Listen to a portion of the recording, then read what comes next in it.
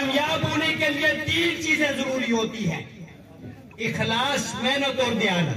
मैं हमेशा जिस इलेक्शन में भी जिस क़यादत के साथ रहता हूँ खुलकर आता हूँ, और अगर कोई दूसरा लीडर आए तो उसको मैं साफ कह देता हूँ कि मेरी जुबान हो गई। आज इलेक्शन के दौर में अपने ईमान को जो है तकसीम किया जाता है, इसलिए मैं ये अर्ज कर रहा था कि किसी भी तहरीक की कामयाबी के लिए 3 बुनियादी चीजें जरूरी होती हैं। मुखलिस हो, हमने अगर एक क़यादत को ये के साथ है तो मुखलिसाना मेहनत करनी है, इखलास है। आज से लेकर इंशाअल्लाह आप सब इरादा करो कि जब तक इलेक्शन जो है मुकम्मल हो, आप सब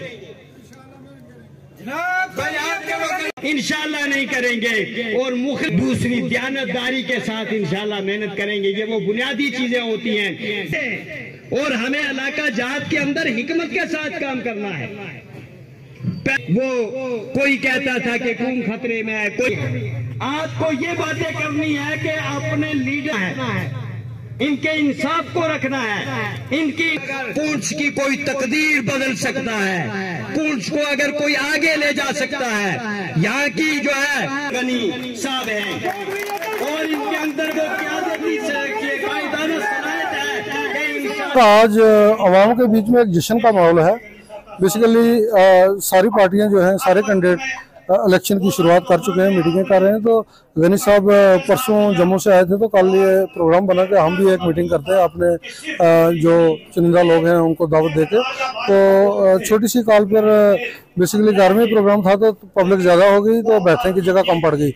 तो ये गनी साहब का प्यार है, लोगों का प्यार है गनी साहब के साथ। और गनी साहब ने जो काम किए हैं आज तक, जो सियासत में आवाम की खिदमत की है, गरीब मिस्किन के साथ जो खड़े रहे हैं, तो ये सब गरीब मिस्किन देखेंगे। इनमें कोई पूंजीपति नहीं है, कोई इसमें कोई सियासी घराने का नहीं है। ये सिंगल महज गरीब आवाम है, और गरीब आवाम का प्यार है, और जश्न का माहौल है। इस वक्त लोग जो है, आप देखेंगे कि लोगों के चेहरे से डिप्रेशन जा चुकी है।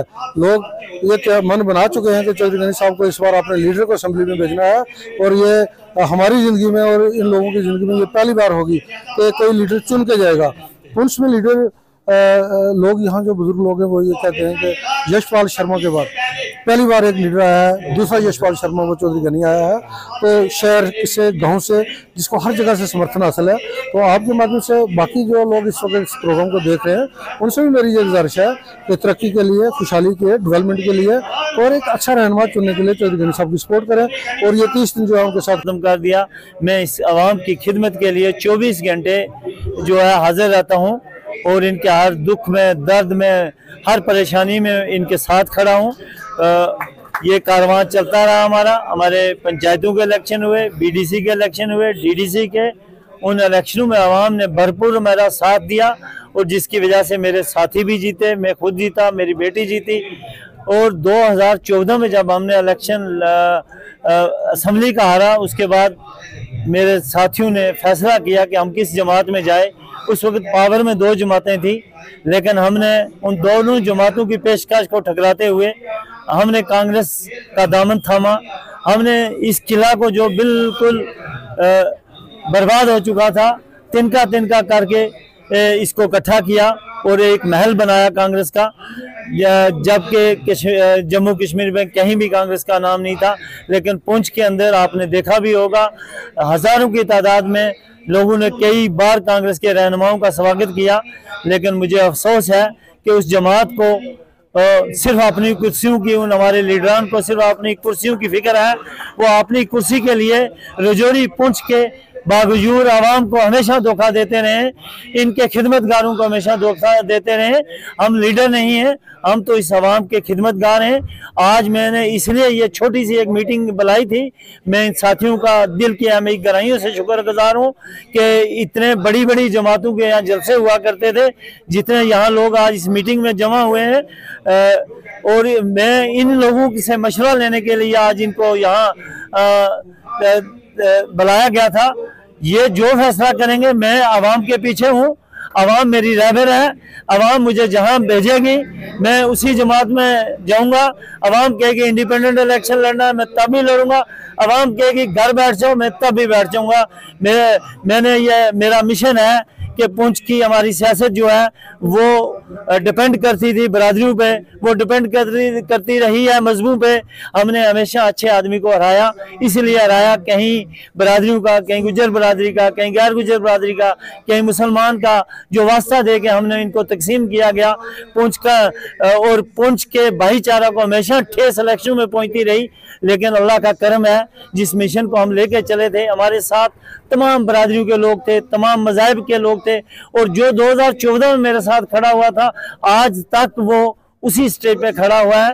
और मुझे ये उम्मीद है ये कारवां दिन दुगनी रात चुगनी तरक्की कर रहा है। मैं इनका खिदमतगार हूँ, मुझे जैसे आज ये इस मीटिंग में राय देंगे मैं उसी के हिसाब से अगला कदम उठाऊंगा। लेकिन मुझे नहायत ही दुख है अपनी लीडरशिप पे कि उन्होंने ऐन वक्त पे हमें आगे धोखा दिया। आज तक वो हमें कहते रहे हम अलायंस नहीं करेंगे, हम ये सीट जो है इसके लिए लड़ाई लड़ेंगे, लेकिन उन्होंने सिर्फ अपनी कुर्सियों को बचाया है।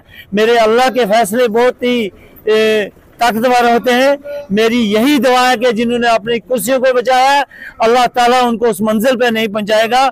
मैं इस आवाम से फैसला लूंगा, मेरी आवाम जो मुझे फैसला देगी मैं उसी सिमत चलूंगा। मैं इसी पे आपसे इजाजत चाहता हूं और अपने तमाम साथियों का दिल की अमी गहराइयों से शुक्रगुजार हूं कि जिन्होंने मेरी छोटी सी कॉल पे, मैं कल रात 12 बजे पहुंचा हूं, कल दिन को हमने इनको मैसेज किया और आज ये इस तादाद में, हजारों की तादाद में लोग यहाँ जमा हुए हैं। इसके लिए मैं इन तमाम भाइयों का नहायत ही दिल की अमी गहराइयों से शुक्रगुजार हूँ।